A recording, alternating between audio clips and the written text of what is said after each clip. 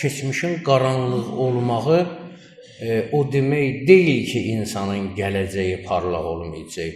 Quranda buna misal da var ki, Fironun həyat yoldaşı Asiya xanım ki, cənnət qadınlarından biridir, onun keçmişi qaranlıq idi, özü də Fironun həyat yoldaşı idi, amma haqqı gördü, haqqı qəbul elədi, haqqa görə şəhid oldu və şəhid olanda da Allaha ərklə dedi ki, gəlirəm, bizim dildə desək, gəlirəm yanıva, öz yanında mənim üçün yer elə.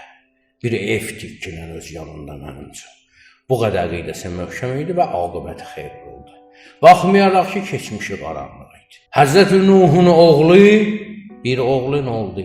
Cəhənnəmə vasil oldu. Nə olsun ki, ata babası peyğəmbər idi.